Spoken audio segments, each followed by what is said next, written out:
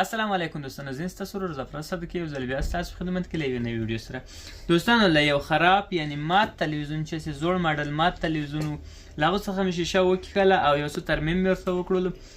خوندوره بخاري مې ځینې جوړه کړه، نو ډېر ښه ګرموالی کوي، تودوخه مخ ته ولي او که مصرف هم ده. دو د نیراډم کې ولګول، ښه خوندوره بخاري راله.